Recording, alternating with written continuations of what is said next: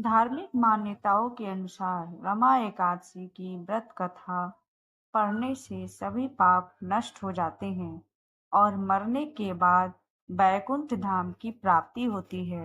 रमा एकादशी कथा कार्तिक महीने में पड़ने वाली पहली एकादशी को रमा एकादशी या रंभा एकादशी के नाम से जाना जाता है।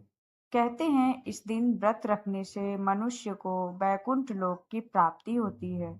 इतना ही नहीं, ये व्रत मनुष्य को उनके सभी पापों से मुक्ति भी दिलाता है। इस साल रमा एकादशी का व्रत 28 अक्टूबर को रखा जाएगा। यहाँ जानिए रमा एकादशी की व्रत कथा। रमा एकादशी व्रत कथा। भावुक होते हुए अर्जुन ने कहा, हे माधव, अब आप मुझे कार्तिक माह की कृष्ण पक्ष की एकादशी की कथा सुनाइए। इस एकादशी का व्रत करने से किस फल की प्राप्ति होती है? कृपया करके यह सब विधान पूर्वक कहिए। भगवान कृष्ण ने कहा, हे अर्जुन, कार्तिक माह की कृष्ण पक्ष की एकादशी का नाम रमा है। इसका व्रत करने से सभी पापों से मुक्ति मिलती है। इसकी कथा इस प्रकार है। आदिकाल में मुचकुंद नाम के एक राजा थे। देवराज इंद्र, वरुण, कुबेर, विभीषण आदि उनके मित्र थे। वह बड़े ही सत्यवादी थे और भगवान के परम भक्त थे।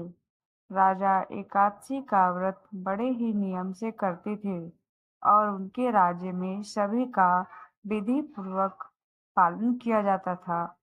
उनकी एक पुत्री थी जिसका नाम चंद्रभागा था, जिसका विवाह राजा चंद्रसेन के पुत्र शोभन से हुआ था। एक बार कार्तिक महीने में शोभन अपने ससुराल आया हुआ था। उसी समय रमा एकादशी का व्रत भी आ गया। मुचकुंद के राज्य में सभी प्रजा एकादशी व्रत रखती और उस दिन कोई भोजन नहीं करता था। चंद्रभागा शोभन को देखकर चिंता में पड़ गई, क्योंकि उसका पति दुर्बल था और बिना भोजन के नहीं रह सकता था। चंद्रभागा को जिस बात का डर था वही हुआ।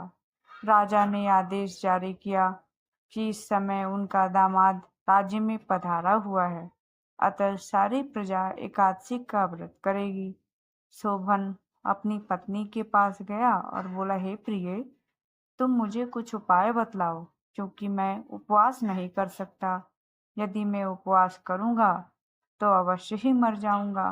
पति की बात सुन चंद्रभागा ने कहा, हे स्वामी, मेरे पिता के राज्य में एकादशी के दिन कोई भी भोजन नहीं कर सकता। यहाँ तक कि पशु पक्षी तक अन्न और जल ग्रहण नहीं करते। फिर भला मनुष्य कैसे भोजन कर सकता है? यदि आप उपवास नहीं कर सकते तो किसी दूसरे स्थान पर चले जाइए, क्योंकि यदि आप यहाँ रहेंगे तो आपको व्रत करना ही पड़ेगा। पत्नी की बात सुन शोभन ने कहा, हे प्रिय, तुम्हारी राय उचित है, परंतु मैं व्रत से डरकर किसी दूसरे स्थान पर नहीं जाऊंगा। अब मैं व्रत अवश्य ही करूंगा, परिणाम चाहते चाहे कुछ भी क्यों न हो। शोभन ने भी एकादशी का व्रत किया और भूख और प्यास से अत्यंत व्याकुल होने लगा। सूर्यास्त हो गया। जागरण के लिए रात्रि भी आ गई। दूसरे दिन सूर्योदय होने से पहले ही भूख प्यास के कारण शोभन के प्राण चले गए। राजा ने शोभन के मृत शरीर को जल प्रवाह करा दिया और अपनी पुत्री को आज्ञा दी कि वह सती न हो, भगवान विष्णु की कृपा पर भरोसा रखे। चंद्रभागा अपने पिता की आज्ञा अनुसार सती नहीं हुई। वह अपने पिता के घर रहकर एकादशी के व्रत करने लगी। रमा एकादशी के प्रभाव से शोभन को मंदराचल पर्वत पर धन धान्य से युक्त तथा शत्रुओं से रहित एक सुंदर देवपुर प्राप्त हुआ। उसे वहां का राजा बना दिया गया। उसके महल में रत्न और स्वर्ण के खंभे लगे हुए थे। राजा शोभन स्वर्ण और मणियों के सिंहासन पर सुंदर वस्त्र और आभूषण धारण किए बैठा था। उन्हीं दिनों मुस्कुंद नगर में रहने वाला सोम शर्मा नाम के एक ब्राह्मण तीर्थ यात्रा के लिए निकला हुआ था। घूमते घूमते वह शोभन के राज्य में जा पहुंचा और उसको देखा। ब्राह्मण उसको राजा का जमाई जानकर उससे निकट गया। राजा शोभन ब्राह्मण को देखकर आसन से उठ खड़ा हुआ और अपने परिजनों का हाल पूछने लगा। शोभन की बात सुन सोम शर्मा ने कहा, हे राजन, हमारे राजा कुशल से हैं और तथा आपकी पत्नी भी कुशल है। अतः आप अपना वृतांत बताइए। आपने तो रमा एकादशी के दिन अन्न जल ग्रहण न करने के कारण प्राण त्याग दिए थे। मुझे बड़ा विस्मय हो रहा है कि ऐसा विचित्र और सुंदर नगर, जिसको न तो मैंने कभी सुना न कभी देखा, आपको किस प्रकार प्राप्त हुआ। इस पर शोभन ने कहा, हे देव, यह सब कार्तिक माह के कृष्ण पक्ष की रमा एकादशी के व्रत का फल है। इसी से मुझे यह अनुपम नगर प्राप्त हुआ है, किंतु यह स्थिर है। शोभन की बात सुनकर ब्राह्मण बोला, हे राजन, यह अस्थिर क्यों है और यह स्थिर किस प्रकार हो सकता है, तो आप मुझे समझाइए।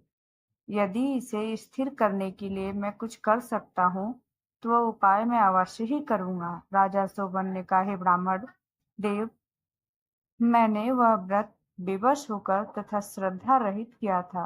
उसके प्रभाव से मुझे यह अस्थिर नगर प्राप्त हुआ है।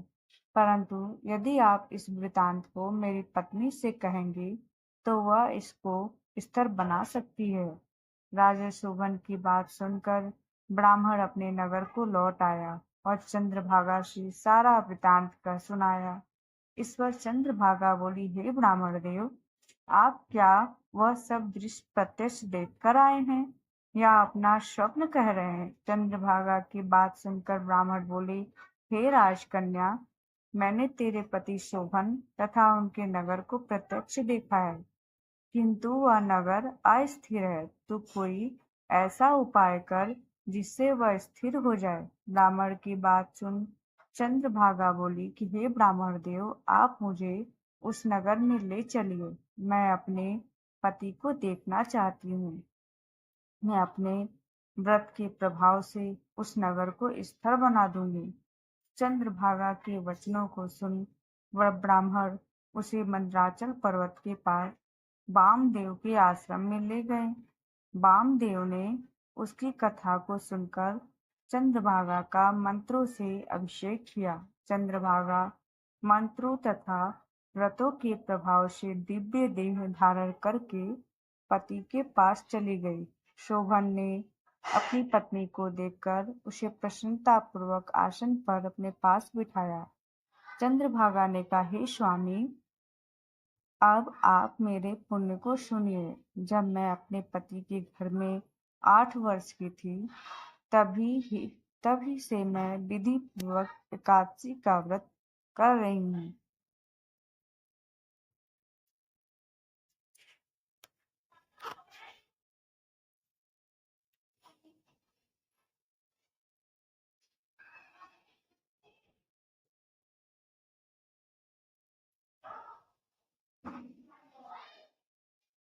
उन्हीं के प्रभाव से आपका यह नगर स्थिर हो जाएगा और सभी कर्मों से परिपूर्ण होकर प्रलय के अंत तक स्थिर रहेगा।